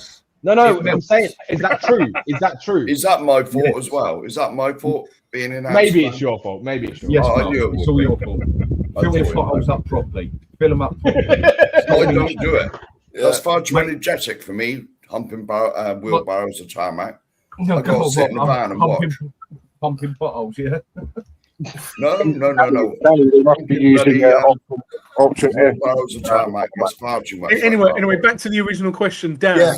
Yes. Oh, yes. Danny, do you think we're getting one or both of Tonali or Fernandez, or do you think, it'll be somebody else, or what do you think? I think Tonali's a good possibility that it can happen for the reasons I give. I just can't see another club with that sort of caliber of money that actually need him. The reason it might be taking longer to go with Tonali is because if this is £100 million deal, which is more than likely it can be, that ain't going to fall through and get sorted out in 5 minutes. Look how long it took Arsenal to get the Declan Rice. I can understand it taking a bit longer. Well, look at Anderson at City as well. When it goes to that sort of money. But there is the other side. There is no World Cup for him. There is nothing else going on for him at the moment. And that I could see Tonali happening. Fernandez, I don't see happening. And if I'm going to be honest, I don't really care. I don't rate him quite as much as a lot of other people seem to do. How much does Manu Kone go and how much is he to go and buy, Dan, now? 50 million, 60 million. I reckon 60 million you're getting, personal opinion, 60, 65. And you're not telling me he's out of our wage cap either. No, not at all. He was cheaper than Archie Gray and got paid less than Archie Gray. I reckon 65, 70 million, you've got him in the palm of your hand. Yeah, and possibly not even that much. Because Roma are desperate for money. If you want to go to a place where you find good players and for good money, you go to Italy. It's probably it's out of the top 5 leagues. It's probably poorer than the bloody French league. It's right up shit street in Italy at the moment, except Como. Juventus can't hold it, Inter can't hold it, and people were telling me, but they spent 150, 160 million. How can you see that? Yeah, look at the price they got on selling players as well, like AC Milan. I can't remember exactly what it was, but they spent around about 150, but took in about 120 through revenue, basically. So they'd only spent 30 million. In Italy at the moment, it is all over the place. They can't afford to say no. You can actually go out there and bully them, basically, on the money side. Yeah. Mia, what's your prediction? I think I'm 50-50 on Tonali that we'll get him, and I'm 40-60 that we'll get Fernandez. Because I still think that they're going to hold out for Man United to sort out a deal, because it's not always just about the deal, it's also the structure of the deal. If they can put more money up front or whatever, like there's obviously the structure of the deal that can be a factor to it. So I'm not that confident, if I'm honest. I think it's just those previous times of just we've been stung. I just don't feel that confident, and I've said that all along about both of the deals. To be fair, I've not been confident with either. It's understandable, but Dan, what you've said about Italy, that's why I'd be going in for like Yildiz I'd just be going, look, here's I'd go 50, into 60 Roma's million. goalkeeper as Arsenal, well. wouldn't Oh, Yildiz, they want over 100 million for. They're not stupid. They know how good he is. Yeah, but I think if you gave them 70, they'd take it. No, I don't think Is my so. point. Not Yildiz. Yeah. He's their Well, prize. have you He seen- just signed a new contract in the season. He signed What a brand about new you, Steve? contract. We heard from Steve. Yeah, what's We your haven't feelings heard, on no. all this? Good morning, everybody. First of all, hope you're all well. Big up. Steve's To be been honest, sitting mate, there I for do half hour. apologise. I'm very tired, and I forgot you was at the bottom. I stuck in the bottom, mate. Don't worry about it. I'm Yeah, just but it's loyal. just me being a bit senile. I'm That tired. bottom now it. Yeah. So it's my fault again. How do you see it, Steve? How do you see the Fernandez and Tonali? And if it weren't them, who's your plan B? I don't know who the plan B is, to be honest with you. With these two deals, it's a situation we've been in before, haven't we? Do you know what I mean? The longer it goes on, the more chance someone could nip in. I don't know. But I just want to know, I just wanted to come on and basically ask everybody, what are they thinking of the transfer window so far? Do you think Enoch have changed at all in any way? Or what? Do you see anything different to previous summers? Or just generally? Where's Yeah, London one I want to see There's a lot of people online moaning about all these deals that we've done. Do you know what I mean? A lot of people moaning. And I've said, look, we've got 4 players in already. We've tied 2 players down to long-term contracts, you know what I mean, in Porro and Kinsley. So, we've Where's got rid of World Under when I want to see him in the comments? I'm going to go at me about standing up for Enoch because I wish he was here. I haven't seen him. If you are here, just listen. At the moment, this transfer window, I'd give a 2 maximum. A 2 maximum. All the fluff at the start of the window, statements released, all that. Where are they? Where's our players? I know it's not July the 1st, and I believe it will start happening July the 1st. But where are they? Have you changed, Enoch? Have you in my opinion? And you got a lot of showing me stuff over whatever remains of this transfer window. Do you reckon they might have just got the easy deals out of the way? Yeah, Maybe. I mean, let's 100%. go back to my our different milestones, right? So the first milestone is when the window opens. We got Senesi. Done. 29-year-old. Had a really, really good last season. Is clearly going to be, hopefully, in my opinion, the backup to Van de Ven on the left centre back. That's a great. That's an absolute. What the hell's that? That? I don't know. That's an absolutely Sounds fantastic. like one of them smash men. Yeah. Remember them That's an from absolutely the back in the fantastic day? signing for Spurs. And that's not the type of deal that we have Dan's historically done. vibrator. Is a 29-year-old player who had a really, really great season in the Premier League the prior season. Robertson is clearly a stopgap whilst we work out, is your doggy actually gonna work or not? And he'll be fine for 6 months. But again, this is just like Paulinho last summer. Going and getting an experienced player on loan or for a season or two is not something that the old Spurs used to do. Yeah. Van Hecker, 26-year-old centre back to play on the right hand side before we sell Romero. Yeah. This is not the way that Spurs normally behave. We normally think to Gareth Bale. We didn't get our players in until we actually got the money for Gareth Bale. And then we wasted all that. Yeah, and now we've gone and got a 26-year-old centre back in his prime. Okay, Premier League proven, and before we've got the money in for the player who we all know is going. Except it seems like everybody's wised up to Romero and nobody wants him, unfortunately. Yeah. but I'm looking at the transfers we've done, just like Kudus last season. 24-year-old, two seasons in the Premier League. That's not the type of transfer we normally do. I am Conor Gallagher, right? Paying 200 grand a week. This is not what Spurs normally do. So, Steve, I'm answering your question. Tottenham is behaving very, very differently. Yeah. You can say that about the goalkeeping situation as well, because we all know that Vicario's awful and he has been for 2 years, right? You know what I mean? And to be fair, De Zerbi has come out and said Kinski's my number 1 next year. Yep. They've got a backup goalkeeper already through the door. Costs And he signed a absolutely new nothing. contract. Does anyone mention that? Yeah, that? and they tied Kinski down to a new 5-year contract as well, with an option of an extra year. So for that, that for me is like so good of De Zerbi, whether De Zerbi's had a big hand in that or not. Do you know what I mean? Because we all know after Kinski last season at Atletico, worst 20 minutes of his life probably. You know what I mean? And we all thought, no, he's not coming back from this. He's going to be gone in the summer. No, he had to come in and step up for Vicario. Did absolutely fantastic at the end of the season. He's got his reward. So fair play to him. Do you know what I mean? I will admit the size of his testes is impressive. Yeah, I knew he'd come back, but I didn't What expect him to come back in the way that he did. Yeah. That was just This is crazy. where again this fan base being sentimental and loving again. I'm sorry, everyone was slating him and how poor he's been. And don't get me wrong, to what he come back and did, fair play, and he made some good saves.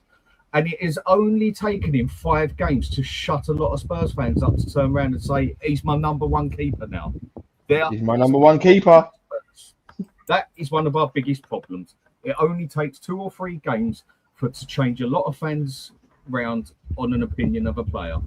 3 or 4 games, for God's sake. For me, The thing is, I'm going to ready flip for it the down. number one role. Yeah, I'm going to flip it. And Go I'm for going to say the sentimentality historically has been for a player like Vicario, who Yeah. was number one. yeah, And when Kinski got his chance, he took it. And he Yeah. really did take it. Let's be But brutally he done honest. well. He done You're well. right. He had a good few games, but he took it. and And he that's all. does. But And also, I want Rain, us to look be at the the type of club. pressurized moments, mate. Yeah. Yeah. In- And I want us that's to be one the of the type most of club pressurized moments that you could rewards be in somebody as a like player. that. Okay, but reward him for 5 good games that could cost us a lot in a season. For me, that's a no. That's Well, he could have basically cost what, us a lot what if we're he was doing shit. now. We could have got What relegated. we are doing now, yeah, we could have. I'm not saying he But didn't he do helped 5 us. games, but what we're basically doing here now Sorry, Rain. is what people were saying do with Ange. Oh, Ange should stay with us because he deserves it, because he got us a cup. Yeah, and also nearly got us in the relegation. Oh, but he deserves. I'm sorry, I don't care about deserving. I don't care about morals when it comes to this. I want what is best. And for me, just because he had 5 good games at that, and it took a pair to go and do what he did, all the credit where it's due. But I'm sorry, 5 games do not change my mind completely on a player and making him established number one goalkeeper. Okay, he might let's not be clear, Dan. Let's be prime clear, Dan. responsibility, but There was he no needs to evidence before. Yeah, there was no evidence before Atletico Madrid that he wasn't a good keeper. That was the Yeah. problem. The problem was that using your sentimentality things. I think it's absolutely right. We're so sentimental about keeping Vicario in the number one slot lot when of he was people clearly having making so many freaking mistakes. I'll never forgive him for Fulham, right? But clearly making so many mistakes and not just going to the number 2. Similarly, next season, Dan, if Kinski has a bad few games, I want us to be the type of club that goes, right, mate, you're out. Dubravka, you're now in. You're now in. That's the type of club that I want us to be. I totally agree with that, but look at the step down that could, or on the same standard. We don't even know what Kingsley is going to bring out. I personally don't want to take that gap. I mean, okay, I get there's bigger positions that we need, but again, another one, go and put 30, 40 million on the table, you'll get a more established, significantly better goalkeeper, ready goalkeeper than Kingsley. A goalkeeper can save you careers, basically. A goalkeeper can win you cups. A goalkeeper can win you leagues. A goalkeeper can save you 10 to 12 points in a season, yeah? Goalkeepers are very important. And yes, he had a good 5 games, but remember, 5 games.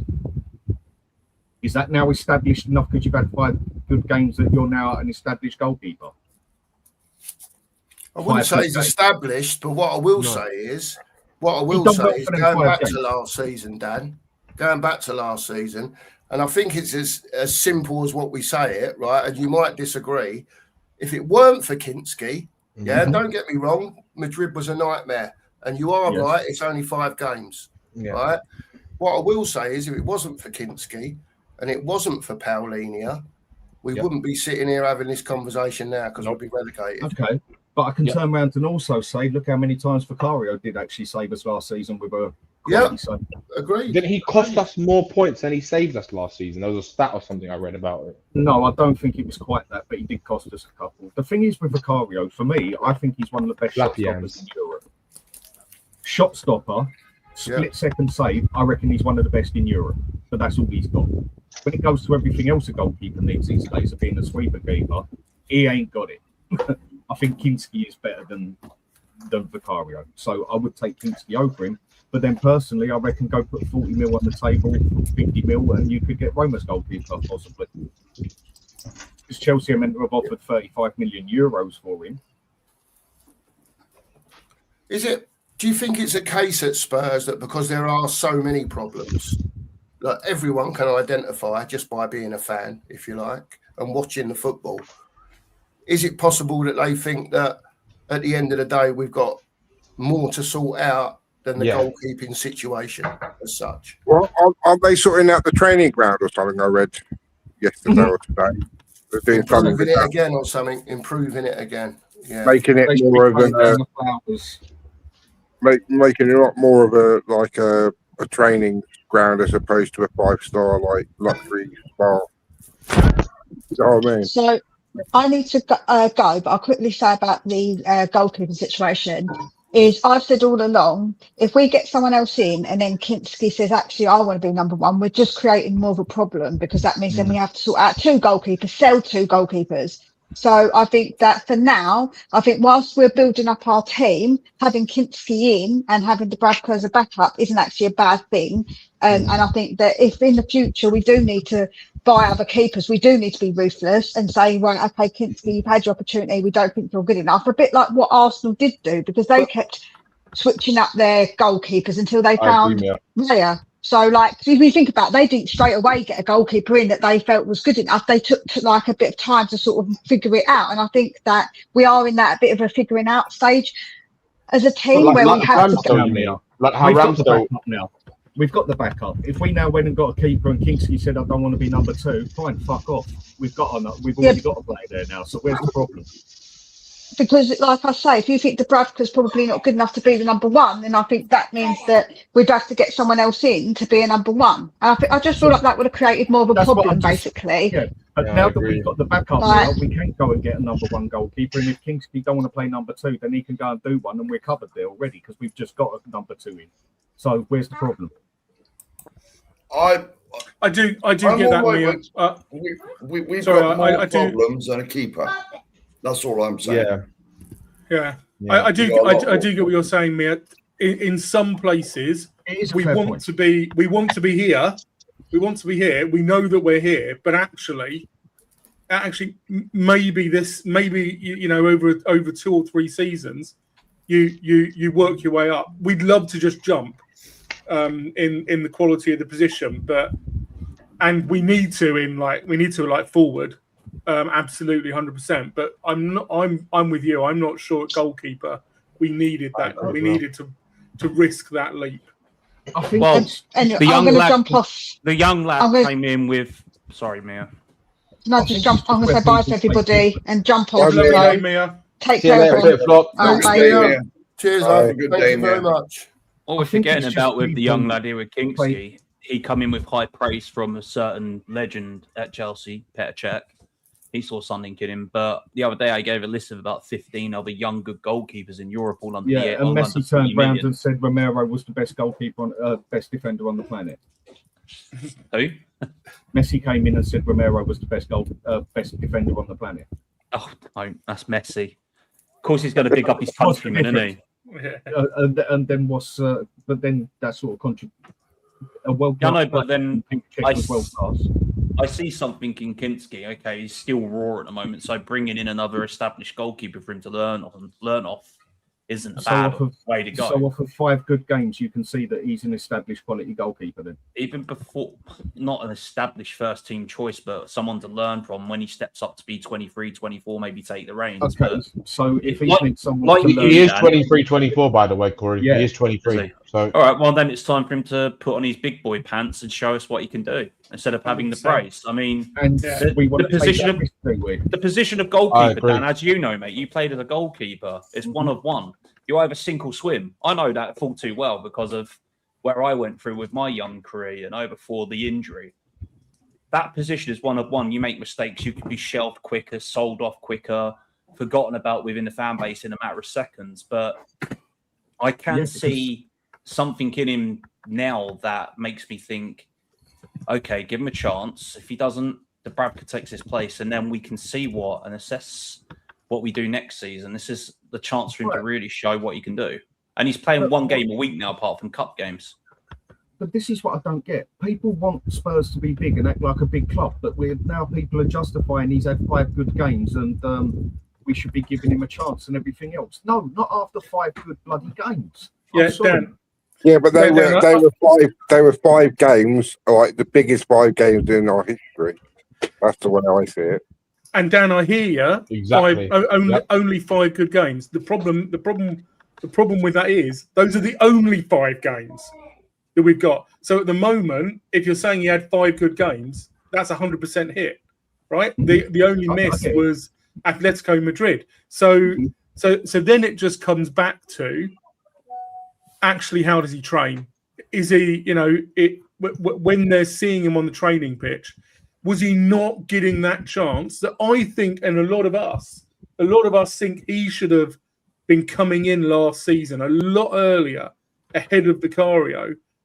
I don't think we could have done any worse if we'd had Kinski come in ahead of Vicario last season. And would we have seen what you're looking for? More data, more information on him. And I don't know. At the moment, what we've got makes him look like a good keeper. Not just that, Rain. I've got to be honest, right? It's the first time in a very long time that I felt comfortable with a keeper at the back. When I was in that stadium, the last couple of games in that stadium, I swear to God, I have not felt that confident for maybe since Lloris, right? Like in his prime. Like honestly, Kinski. What I like about Kinski as well is not only that he's starting to show that his shot stopping is actually really good, right? But his distribution with the ball, and he's good with both feet. But he's good with decision making as well. And his decision making. His decision making whether to kick long or short. That's a De Zerbi type keeper as well. De Zerbi likes that in his goalkeepers. Every club he's been at, he's needed a keeper. Got my dogs jumping all over my desk.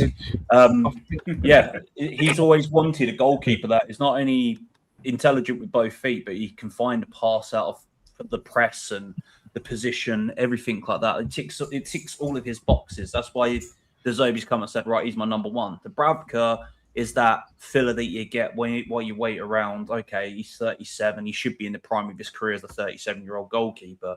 But he could be teaching Kinski stuff on the training field. He's a good pro as well.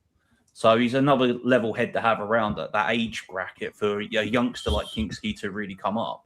I do agree with Dan on some aspect. I mean, you can be taking a huge risk here. But sometimes you have to take that huge risk in goal because that position's 1-on-1. It's not like a striker, right? Dom's not scored in 10 games. Throw on Richie for 10 games. Put it this way, then. Look at it from this side, yeah? To an extent, for me, it all comes on what style of football you play at the end of the day, yeah? What you prefer. For me, if I'm going to be serious here,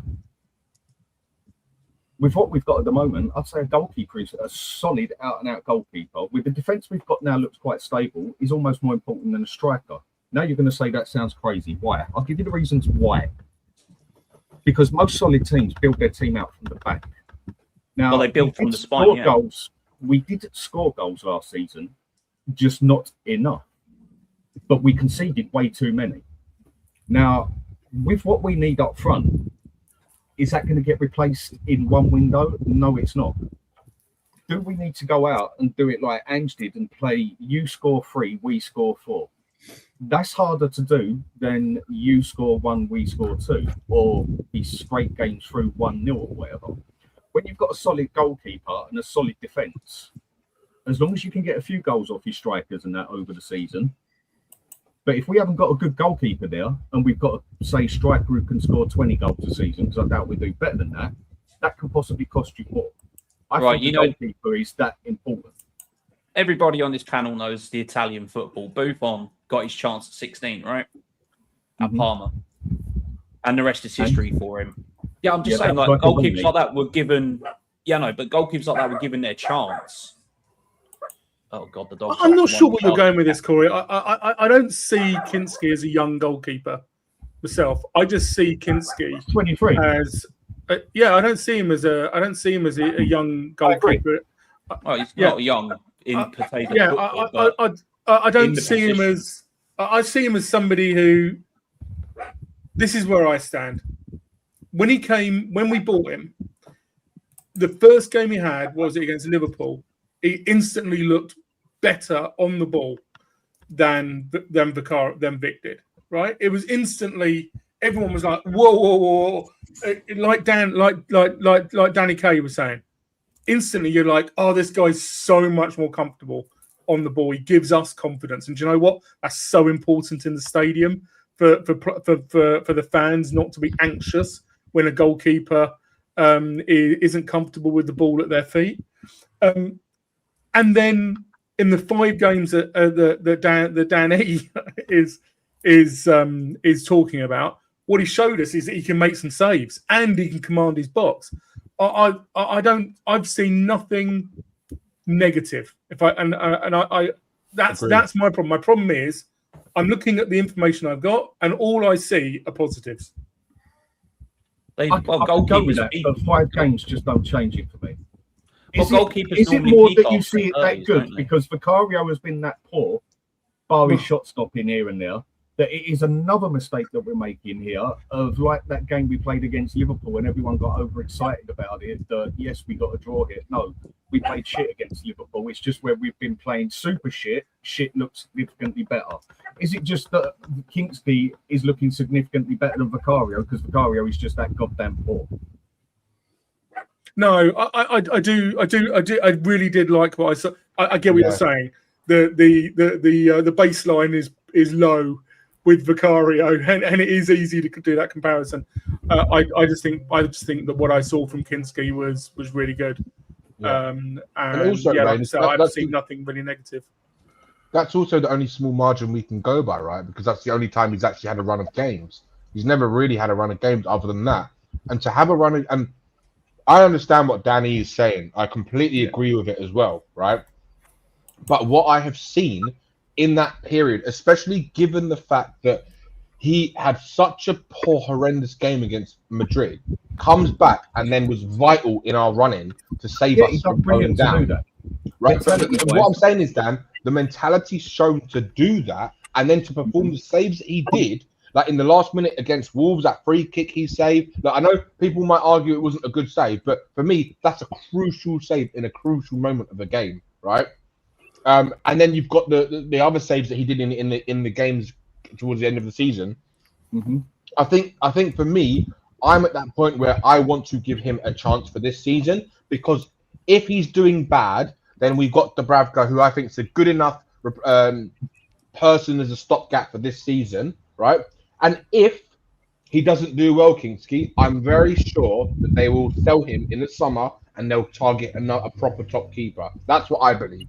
And I'm happy to go with Kingsley for a year, because if it means us improving other areas of the squad, which is what I think they are doing, what I think they're going to do, and Kingsley's is shown enough for De Zerbi that De Zerbi can trust him. And that's the most important thing. No, in that aspect, I can see where everyone's going with it, but I'm sorry it takes more than 5 games to change my opinion on the player. Basically, five games is all he had. Again, it all comes down to what football you play as well. Me, if I'm building a football team, I build from back to front, basically. I start my goalkeeper, defence, midfield, then strike force. Whereas I know a lot of other people would want strikers or midfield, each to their own. And that's why I love the Italian League, Premier League, the way it plays. But I feel a goalkeeper is as important as a striker. Is there an argument then to say that, do you not think then, because the reports were coming out saying that Spurs were going to build from the back this summer, and it looks like they've started to do that. Is there not the argument that De Zerbi actually really rates Kingsley and he actually really believes in what he's seen about him, that he thinks he could be his top keeper, top number one for years to come? Is that not a possibility? It's a possibility, but then you could say that with a few other people if we don't get rid of them, where he's gone and said certain people are good, doesn't he? I mean, if you remember, he was actually saying that Vicario was our number one and everything. Mm. So we all know that managers do come out and chat shit. You know, they say what they got to say. So in that aspect, so where do we go from that then? Then he's already contradicted himself, isn't he? The problem is that unless you give the kid I call him a kid. He's 23, by the way. Unless you give him the run of games, how are you ever going to know? True. I'm just not risking. I'm just not willing to do that yet. I would rather go out and get the Roma goalkeeper, an established goalkeeper. I can't pronounce his bloody name. Marco Sresri, whatever his name is. I can't bloody pronounce it. There's the Atalanta goalkeeper. Yeah, I can't bloody pronounce it. Atalanta's goalkeeper. There's another good one that you'd get for a price. You know, Canonese. Like I say, I can't pronounce these names. I mean, I would go and get Diego Costa, Porto. Yeah. You can go and have Athletic, Simon. You can go and try for that. There are better goalkeepers out there, more established goalkeepers that I think you can get with respectable prices that I would feel significantly safer in. But Roma's one or Diego Costa would be my top one. That I would look at the France goalkeeper right now, also, as well as Restus that plays at Toulouse in France. They're both playing at Marseille and Toulouse. They're both very good keepers as well. But it's what the board are thinking. What obviously De Zerbi sees in him. He probably sees a lot of Verbruggen at Brighton in him for some reason. But then I'd rather go and pay the 70, 80 million out for Verbruggen if we're going to go for a top goalkeeper that's already established in this league. Another very good goalkeeper. I wouldn't pay that and at the end of the day, having signed Dubravka, the discussion's a bit moot because they've obviously made their decision. They've made their decision about Kinski and, they've signed Dubravka. So we can say, I prefer them to go and sign X, Y, Z, but they're not going to do it. So no, you've got a fair point there. Do you know what's going to be the joke, though? And I'll put a money bet on the table here now. That as soon as he goes in as a straight run of 3 or 4 games, people are going to go off their heads. Why didn't we get an established goalkeeper? Why have we still got a young goalkeeper? Why have we got this goalkeeper with no experience? Because he has got lack of experience, basically, at top flight football. Why didn't we do this? Why didn't we do it? Well, shut up then, people, because a lot of people were all of a sudden saying after 5 games that he's bloody excellent and deserves a chance. I don't care about whatever else. If you're good enough, you're good enough. 5 games for me don't change my mind. Each their own. I just want to touch on what Dan said about our forwards, right? And I want to ask each of you this question, if that's all right. Right, Dan said we're not going to get rid of all our forwards in one window, right? So if you had an opportunity, which one would you keep, Solanke or Richie? None of them. Personally, no, but you're not going to get rid of both of them. I don't think you'll get rid of both of them this summer. No, that's so we're not doing that anyway. Right? Good question. One of them should stay. The one that's going is Richie, if any, because we've only just bought Solanke and he's been pictured in a new kit. Solanke was pictured wearing the new kit in the press release thing. Yeah, plus, so was Kane. Kane was as well. What's he been here now? 2 weeks? 2 weeks? 2 years? Yeah. We had a whole year nearly. So was Bale and Modric. They were both pictured. Kane as well. Kane was. I suppose. But anyway, Chandler knows what I say because I just talk nonsense anyway. I'm normally wrong, and it's always my fault. Get that in there. Yeah, it was always Sheriff's fault. That is true. It is. It is. I do know this. What do you think, Raym? I mean, my preference. I agree with Sheriff. My preference is like for both of them to get shipped out if we could, because the biggest problem that I've got with both of them is their injury records, right? And when we got Solanke, I went and had a look. I went and had a look at his stats. I went and had a look at his history, and he has only had one good season, right, ever in his career. That Bournemouth season. That's the only good season he's ever had. And he has had injuries. He had one. He's had a couple of seasons where he's missed. I think, if I'm right in saying, I think he's had a couple of seasons where he's missed the season entirely through injuries. And we've gone and bought this player. Spurs, the perfect club for an injured player to come to because we're going to look after them properly. Right, our medical team, needs somebody to look after, and Richarlison, even at Everton, was only getting so many games a season. So, when we got Solanke, one of my mates was like, "Oh, he's fantastic, he's amazing, he's brilliant," and I was like, I think he may be the best that we can get this summer, but I don't think this is going to go very well. Rain, If we to your point, if we right now had to just get rid of one, it'd be Richarlison. To add to your point, also with Dom, there's a reason why Chelsea and Liverpool binned him off. Because there's a reason why. Because there's nothing about him. Because he's offers shit. Nothing. Oh yeah, he is shit. 60 million for shit. That's normally our MO, isn't it? But again, I kind of think with them two that eventually both will go, but I don't think they'll get rid of them both in one summer. No, I think the Zerbi can probably see that he could use Solanke far more in his system and his way of playing and the link-up play than Richarlison, which is why I think Richie will be sold and Solanke will stay. But then that also worries me because, like Rain said, they have major injury problems, both of them. So if Solanke is gone, we don't need one striker coming in. We need two. Yeah, So as I've always said, Danny, your best ability is availability. Yeah. And none of them are ever fully available. So then, does that mean then we bring in one more striker and then another maybe like winger type who can play as a striker, like a Rashford or someone like that? Yeah, or do you go and get players that can play multiple positions, Danny, like a Gakpo, like a Marmouche? Is that what? Like everyone's favourite, Archie Gray. Well, I would take Marmouche. Marmouche is the top of my list for top player, Marmouche. Top player. Top player.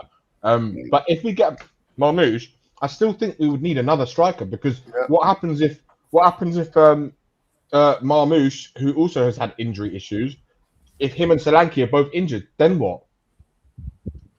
We'll go, unless we're going to use Lancashire next season. I don't know. I don't think so, but. All this talk about Lancashire, man. I'm just going to jump in. I'm just going to jump in a minute and say, Alex, where's the please on the end? Yeah, come on, trying man. to do it, but it's not having it. Show some decorum. Yeah, come on, man. I'll do it, mate, if you want, because I got to shoot soon anyway, mate. I got to go out. Right, yeah, it's not going out. He's going out. Get in the store.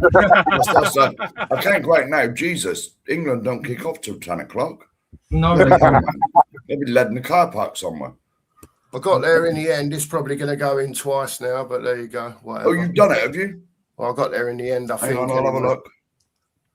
I think no, I did. It's in now, mate. It's in now. I won't bother them. There you go. I'm of the same. Just to add on there before anyone else does. I don't want fucking either of them now. I think they're both shit. Right. At the end of the day, right. Solanke's always injured. If Solanke's available, Rich is injured. If Rich is available, Solanke's injured. Right. And then they're both out with flu at the same time. They both ain't worth a wank. And if Tottenham are serious, right, they've got to go and buy 2 strikers minimum. Right. And if you're not going to get 2 strikers, you've got to get players that can multitask, if you like Corey said earlier on. Then you've got to go and find a Gakpo type player, a Marmouche type player. You know what? You've got to make space. So we've got to sell players as well. Yeah, and that shit. And this is what I was saying at the start. We're going to have to sell them for tuppence money to get rid of them because people are going to know. It's basically the same effect of buying players. Whether people know we got money or not, people are going to know that we are going to have to pay more because we are desperate for players. I mean, let's be real. Look what just happened to us with Hickey. We got absolutely screwed over with that by about 25 mil. Mm-hmm. He's not a world-class bloody defender. He's a good defender, a consistent defender with 1 year left on his contract, and we paid 50 million for him. We got screwed nicely. Why? Because every team knows how desperate we are for players. And they also know Spurs have a bit of money, so there's the extra 20% on top. Like what everyone used to do to Man U all the time. But Man U ain't the only ones with money. Brighton do it to everyone, though, Dan. I've always said it's only, 4 years ago? 4 years ago, we had Prime Son and Kane. What was their GA in a season? At least 50, probably more, between them, goals and assists. 50-ish. Now we've got, Richie was top scorer, wasn't he, last year with about 9. Might have been 10 in the Premier League. You know, it's absolutely shocking. And for us older ones on here, Look at all the players we grew up watching. How many good strikers have we had? In my years of growing up, there was always an abundance. There was always an abundance of strikers at Tottenham. Now we got two piles Dan, of I'm confused. Dan, I'm confused, mate. Surely that Van Hecker is exactly what you say the club should do. We wanted that player. We need that player. Yeah, I'm not. And they I'm went, not saying, look, okay, we're not going to mess about. That's what we have to do. There's the money. Yeah, that's what Let's I'm saying. get this deal done. We got done over with it, good and proper. But that is what we've got to do. That is what I'm basically saying. That is what we had to do with him. With 1 year left on his contract, we got done over good and proper money side. But the only thing we have to offer is the money. So we will get done over by 20% easy. That's basically what I'm saying, Brand. That is the only pull power that we've got, because people know how desperate we are and how much we have to spend. So whatever we buy, especially if it's from the Premier League, you know there's going to be an extra 20% put on top of it, because everyone knows how desperate we are and everyone knows we have a bit of money. It's exactly what we've got to do. Yeah, everyone knows we're a big club as such, with money, that are in a rebuild. That's what it is at the end of the day. Everyone knows, like Dan said, we do need to get a lot of players out, but there's a bloody lot that need to come in. I know, and again, I'll just say, I know it ain't all going to happen in one window, but I think everyone knows where we're desperate for players in certain positions. And you could say, all over the park, but when I say desperate, I mean desperate. And another problem that we definitely have with some of these deadwood players that we have to find suitors for these players that are just not good enough. So where do these players end up going? That's why they got to go cheap. I know. I agree with you, Dan. I agree. I totally agree with you on the players getting rid of cheap thing. It's like the whole Bergvall thing with Mia earlier on. I mean, I was sorting out the kitchen before I was listening to, but like I agree with you. Sell Bergvall at any price. It's not good enough. Sell Gray. Get him gone. Sell Odegaard at cheap prices. Knock Dom and Richie down to 15 million each just to get them off the books. Yeah. Not only are you going to recoup some money in, but you're going to be taking wages off of wage thieves that are either always injured and are just shit. So you're sitting there looking at it. I mean, we had that big waste after. I don't understand the scouting department on Endon Ballet a few seasons ago. Watch a few videos, and then that's what we spent 65 million on. I could have told you by watching that guy in France that he's not good enough. Well, put it this way, right? If we know this, all of us on here know this, that we can spend virtually $500 million without even getting in trouble, or 400 million, say. But to me, that's very close to $500 million.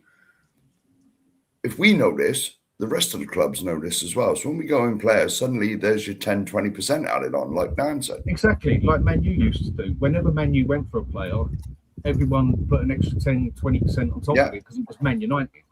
Now these days, a lot more teams have got money, and even the massive clubs can't go out there and bully a club like Crystal Palace anymore, because even Crystal Palace have got more than enough money to survive, basically. They can look after themselves, same as most Premier League clubs, where it used to be that you was that teams were that much more desperate for the money side that Man U could just go in and take who they want and even put the price down for it at times. But a lot of the time when they went to other clubs, they had to pay an extra 20% because they're Man United, basically. And everybody knows we got the money, so we're going to have to pay extra because we're also desperate. But people are going to know that we're also desperate to get rid of players.